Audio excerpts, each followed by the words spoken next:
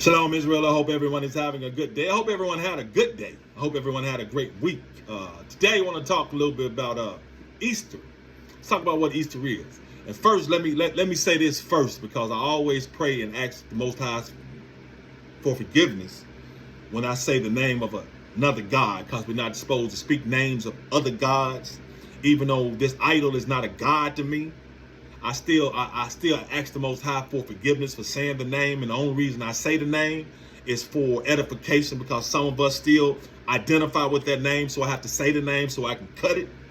Because first of all, this person didn't exist, but we're going to talk about Easter because it has nothing to do with the Most High. It's not holy. It has nothing to do with Him.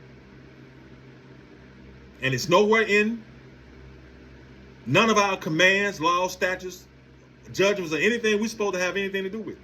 So Easter, it was originally and really still is the celebration of the false goddess Ishtar, the Assyrian and Babylonian goddess of sex and fertility. Her symbols were still fertility and sex symbols. That's why you got the egg and the Easter bunny. The egg and a bunny, an unclean animal, a bunny, the hare.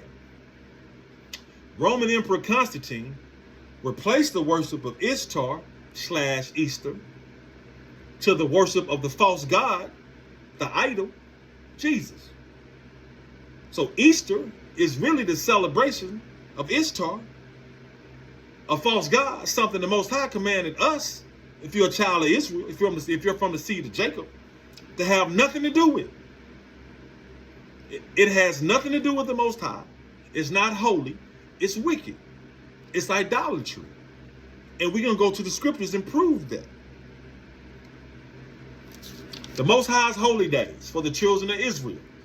You can go to the 23rd chapter of Leviticus, and it'll tell you the Most High's holy days and festivals. You got the Passover. You got the Feast of Unleavened Bread. You got the Feast of First Fruits. You got the Sabbath. You got the Day of Atonement. You got the Feast of Tabernacles. You got the Feast of Trumpets. Those are the Most High's holy days and convocations. You notice what you didn't hear?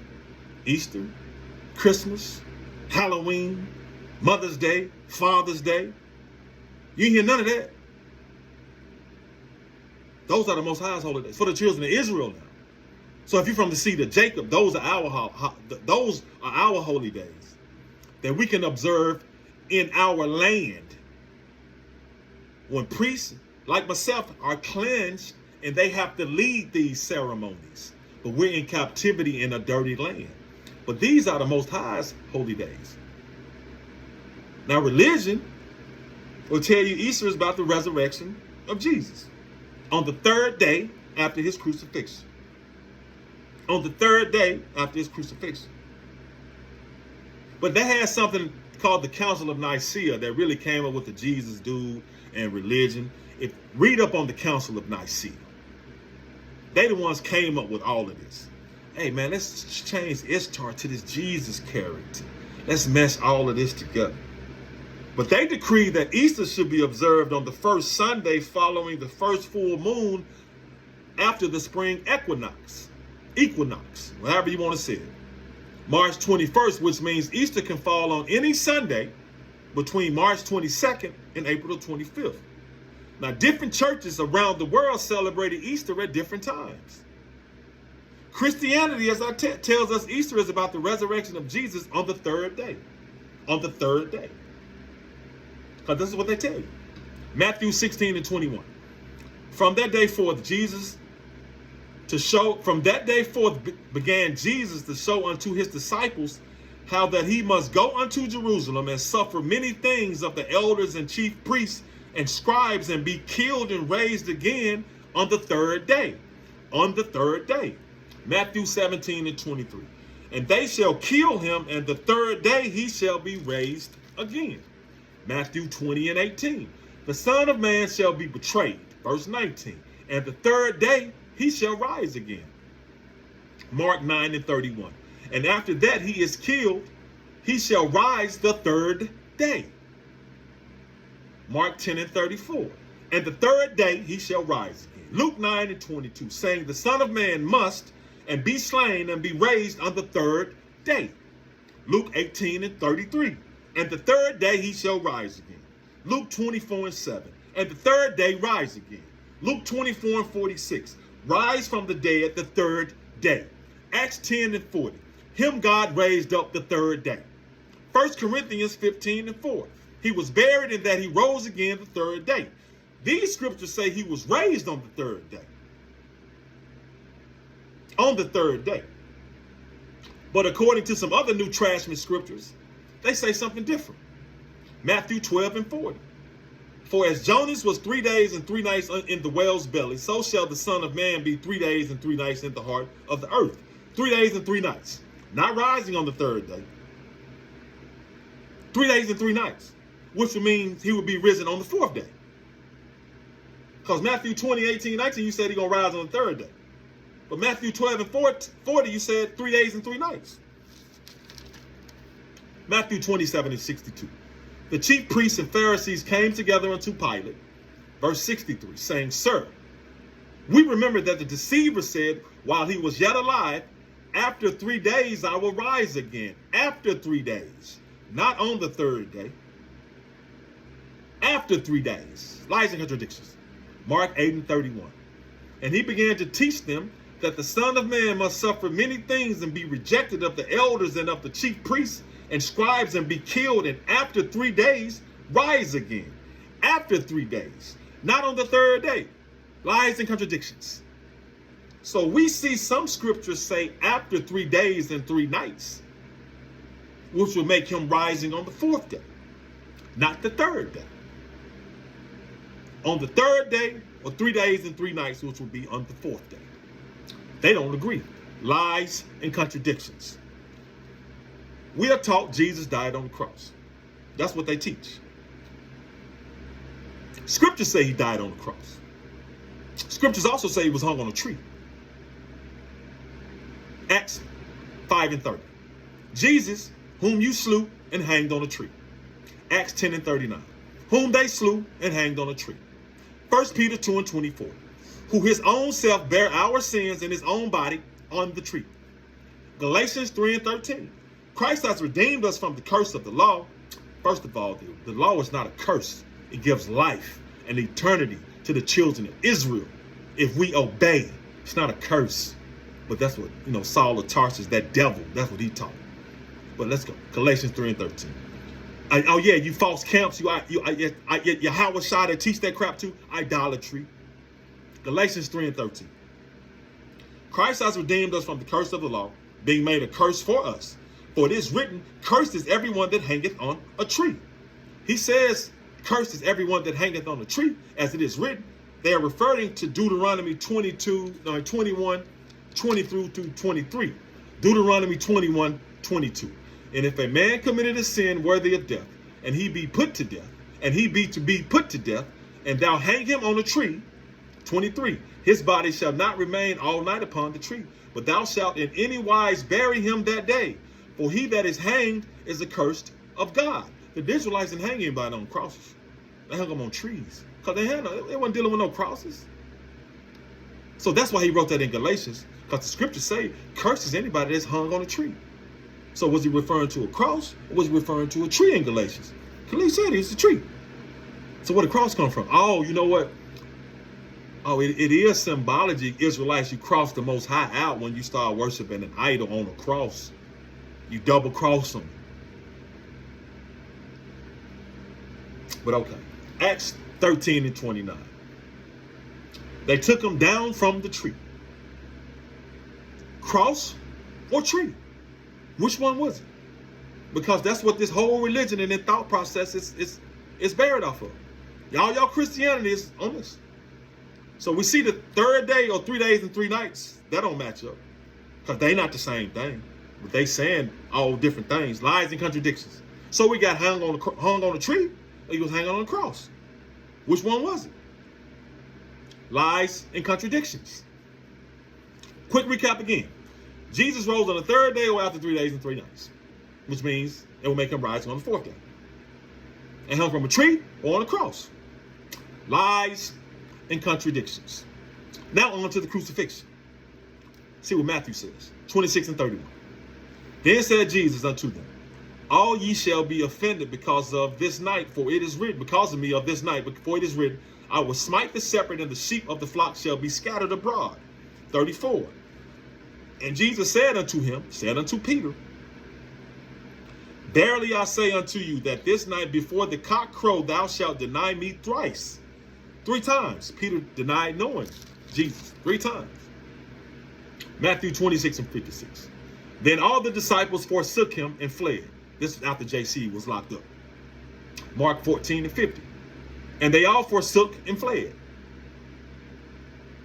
So all of Jesus' disciples and followers denied knowing him after he was locked up, because they didn't want to get locked up too. I don't know him. Like Peter, little boy said, ain't you? What you would do? No, dude. No, what you? I don't know, dude, man. Hey, don't you know that dude? I don't know, dude. So Peter was his boy, right? Denied him. So all of them bailed on him, denied knowing him after he was locked up. So if they ran and distanced themselves after he got locked up in that death penalty case, so don't you think they would also distance themselves after he was being put to death? According to the scripture. No. According to the scripture.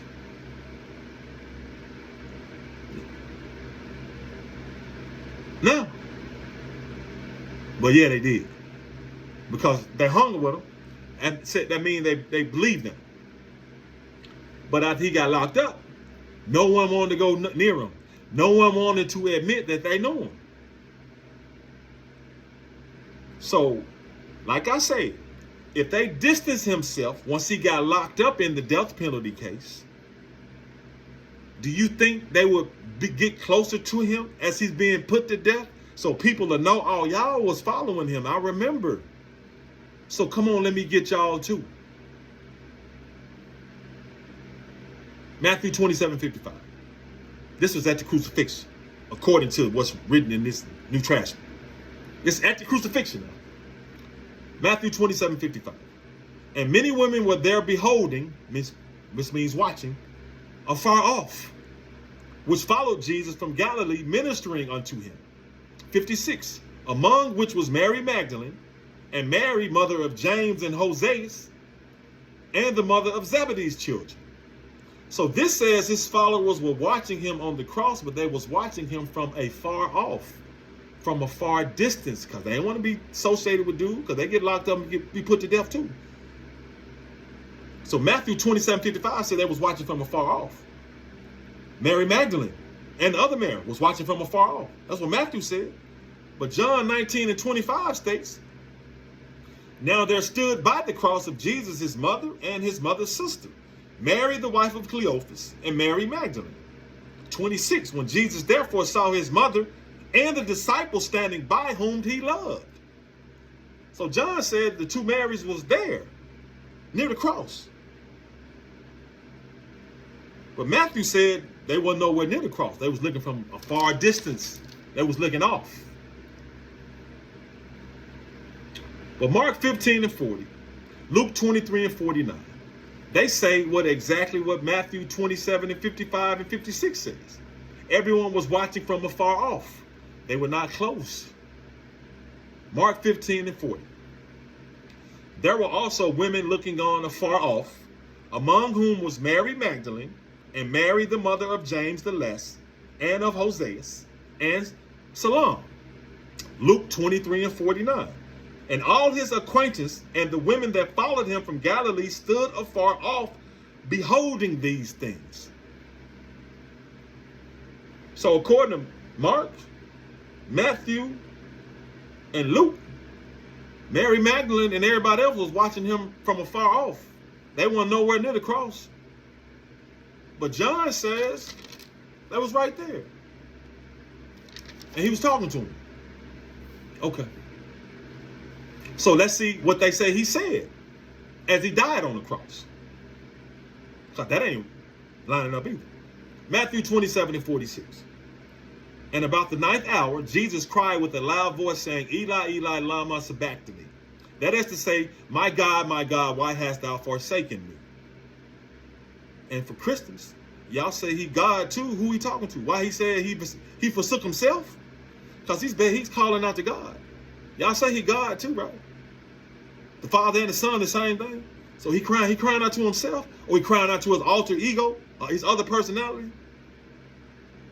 Lies, man. But anyway, let's see what they say he said on the cross. Matthew 27:46. Eli, Eli, lama sabachthani. That is to say, my God, why hast thou forsaken me? Verse 50. He cried again and yielded the ghost.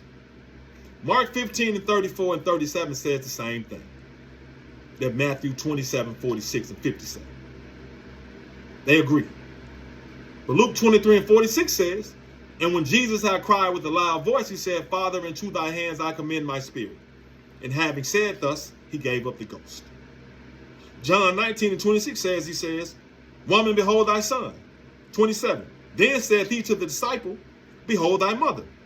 John 19:28 he says, I thirst. So, John 19:30 says he went on to say, it is finished. And he bowed his head and gave up the ghost. So Matthew, Mark, Luke, and John also contradict and disagree on what his last words were. Okay. What about the resurrection? Let's talk about that. Matthew 28:2. And behold, there was a great earthquake. For the angel of the Lord descended from heaven and came and rolled back the stone from the door and sat upon it. Matthew 28:5. And the angel answered and said unto the women, Mary Magdalene and the other Mary, fear not ye, for I know that ye seek Jesus, which was crucified. Verse 6. He is not here, for he is risen, as he said.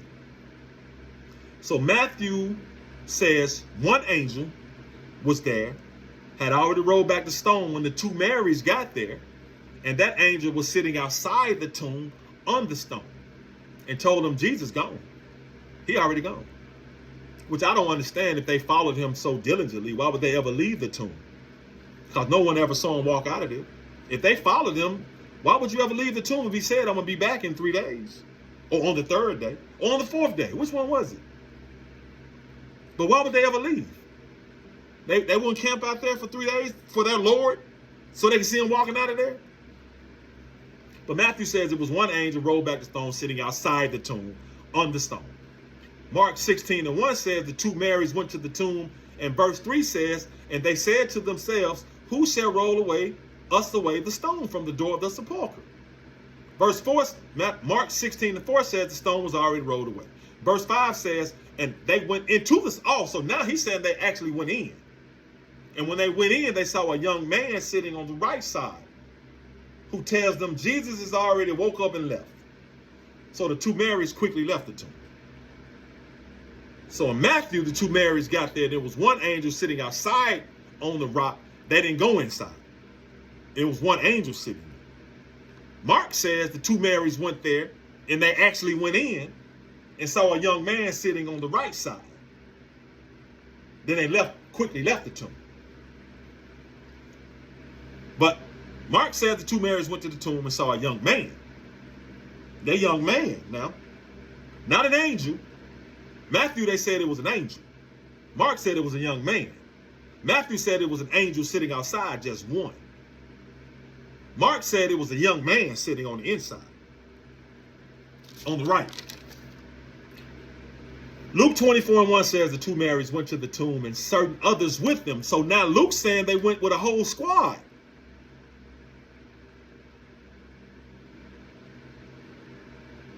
So now it's just more than just the two Marys.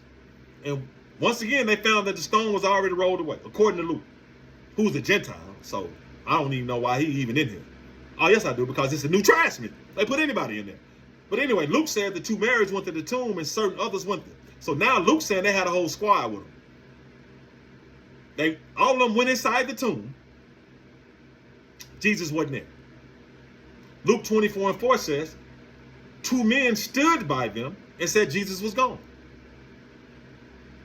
So Luke said the two Marys and these other women went. And they went in. And when they went in, two men was in there too. And Luke 24:10 tells you who the women were. Mary Magdalene, Mary the mother of James, and Joanna, and other women. So Luke said it was the squad. It was the two Marys. That's the first time we heard that it was other women with them. So Luke says it was the two Marys and other women who went to the tomb, found it empty, and were met by two dudes who stood by them inside the tomb. Let's see what John says. Because they can't get their stories correct. And it ain't different perspectives. These are different lies to put y'all into idolatry. John 20:1. The first day of the week cometh Mary Magdalene, when it was yet dark, into the sepulchre. Oh, so now John says Mary Magdalene went to the tomb all by herself. She didn't have the other Mary with her, according to John. And he said while it was still dark, she went to the tomb by herself. But Mark 16:1-2 says the two Marys went to the tomb at the rising of the sun. So Mark said the two Marys went when the sun was coming up. But John said, no, Mary Magdalene went by herself while it was still dark. But back to John. John 20:1-4 says, when Mary got to the tomb and saw that Jesus was gone, she ran back and told Simon Peter and the other disciple whom Jesus loved. So Peter and the other disciple whom Jesus loved took off running, and the other disciple whom Jesus loved beat Peter to the tomb. John 20:5-8 says the disciple whom Jesus loved stooped down, looked inside, and saw the linen outfit Jesus had on lying there, but the disciple whom Jesus loved didn't go in. It says Peter went in and saw the linen clothes and the napkin that was used to cover Jesus' face, but the napkin wasn't with the clothes, it was wrapped up somewhere by itself. Now after Peter went in, the other disciple whom Jesus loved went inside the tomb and saw the clothes and the napkin. John 20:10 say they both left and went home. But it says they left Mary there alone at the tomb in the dark. They just left her there. Because they didn't see anything. I guess Jesus had took his clothes off and got naked and left his clothes in there and just left. But they left. So they left. But they left Mary there. So the two who left, Simon Peter and the disciple whom Jesus loved, left. They left Peter there. They left Mary there. So John 20:11 says Mary stood without at the sepulchre, which means she stood outside of it, weeping, and as she wept, she stooped down and looked inside. So they're gone. Simon Peter and the disciple whom Jesus loved, they gone. All they saw was some clothes and a napkin. But after they leave, they said Mary Magdalene looks in there, and she saw two angels in white. One sitting at the head of where Jesus was laying, and another was sitting at the foot of where his body was laying. John 20:13 says the two angels asked Mary, why are you crying? And she said, because they have taken my Lord, and I know not where they have laid him. So Mary didn't even believe he was going to be resurrected, because she said somebody has taken him and laid him somewhere else. So she wasn't going there with the belief or the belief that he was going to be resurrected. Because she said, she said the two angels said, why are you crying? She said, because they have taken my Lord and I have not known where they have laid him. She wasn't crying happiness, say, hey, he's resurrected, and walked out of here. So what was her belief? She didn't have any. She didn't have it. Because she thought somebody had taken the body and laid it somewhere else.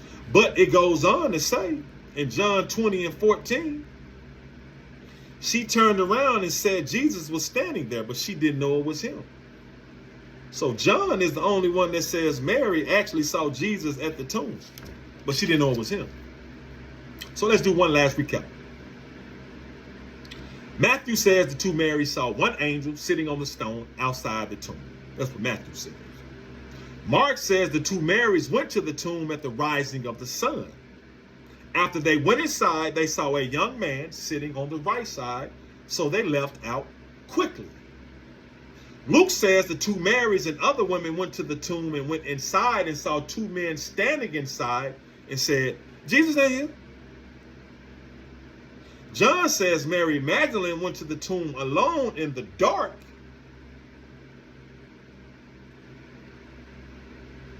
But Mark says the two Marys went to the tomb as the sun was coming up. But John said Mary Magdalene went by herself while it was dark. And she actually saw the stone rolled away. And she ran to get Simon Peter and a dude whom Jesus loved. They went inside. She said they didn't see Jesus, so they left. So after Simon Peter and dude whom Jesus loved left, Mary was still outside the tomb, but looked inside and saw two angels, one sitting at the head and one at the tail of where Jesus was. John goes on to say Mary saw Jesus at the tomb but didn't know it was him.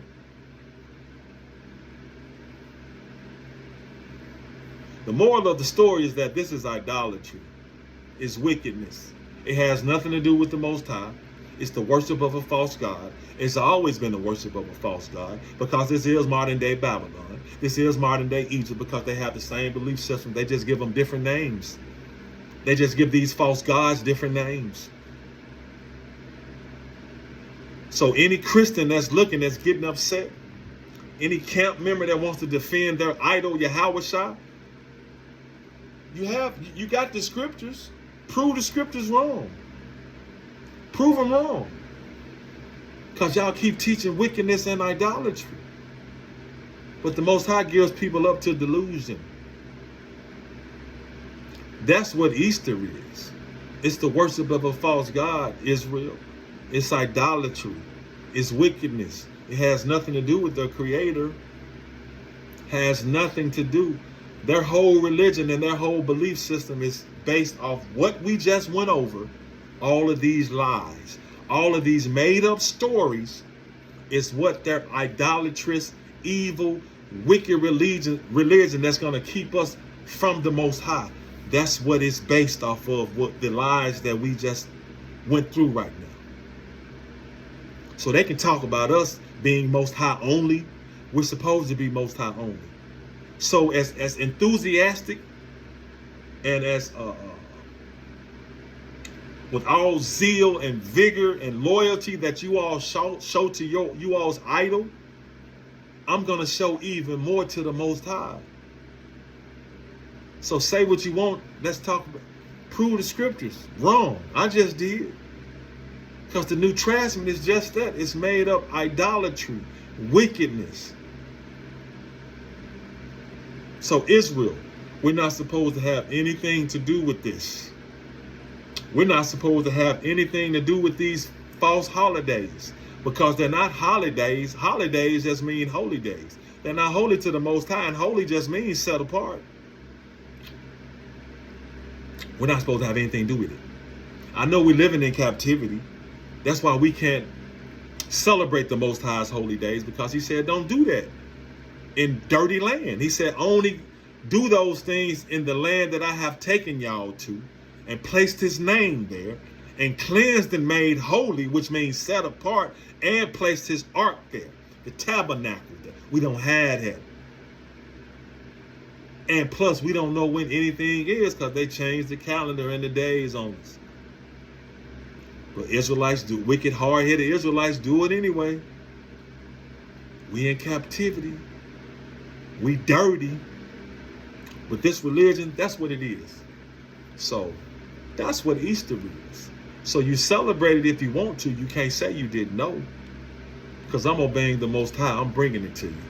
Because I live to please him. I don't listen to anybody else. I don't listen to what no one has to say. I listen to the Creator, and I do my job. I don't care about making anybody mad. I only care about pleasing the Creator, the Most High, the Holy One of Israel, the one and only God, the one and only Savior. I live to please him. I live to serve him. I don't care about anybody else getting mad. Because the scriptures are the scriptures, come up out of idolatry. Worship the Most High Lord and God, the only one. and love him and give him the proper respect that he deserves. Shalom.